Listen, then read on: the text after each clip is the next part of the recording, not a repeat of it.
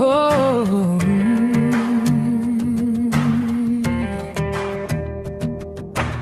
Hindi kalaban ang sariling dugo,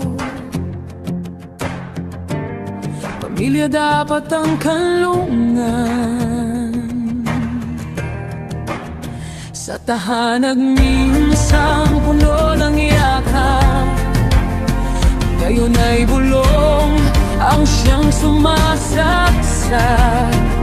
Mga pangalang dating iniingatan, unti-unting winawasak ng paninira. Mga anak laban sa sariling kapatid, mga salitang masasakit at tumatama sa dibdib. At ang inang buong buhay nagmahal, siya ba ang bunga dahilan ng pinagmulan? Nakakahiya, nakakaturong pakinggan na sariling dugo ang nagiging kaaway minsan.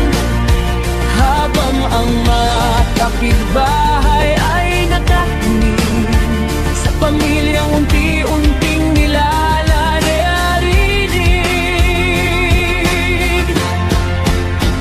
Ikaw ba ay dapat pananahimik kung ang pamilya ay unti-unting napupunit? Dahil ang tahanan ay hindi dapat gera, at ang pagmamahal ay hindi dapat sinisira. Dugo hindi tikwan, pamilya huwag sirain. Ang sugat na galing sa sariling tahanan, mas masakit, mas mahirap gamutin. Tama na ang siraan, tama na ang galit, hangin ang umiyak sa gabi. Hindi niyo ba naririnig?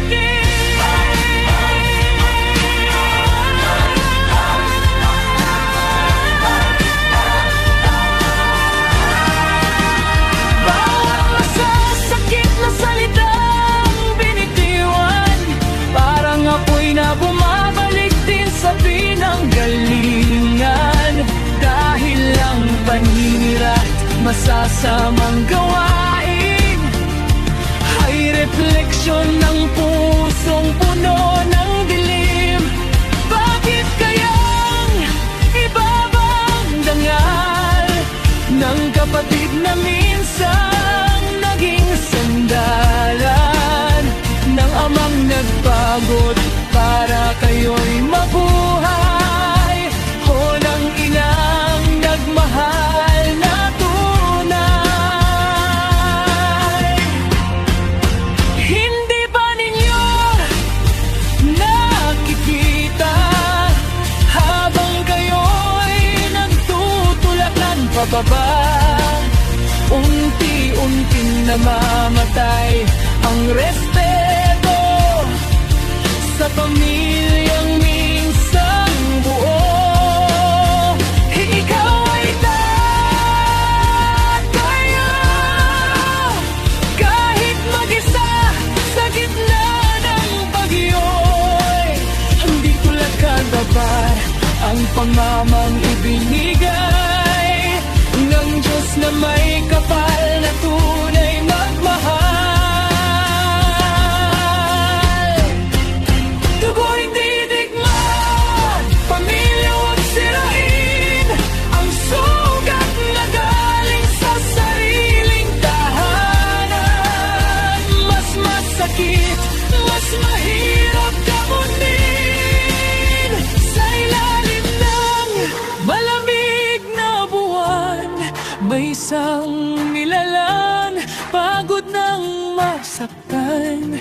Tahimik siyang lumalaban kahit nasasaktan, habang siya na may patuloy na hinuhusgahan nila.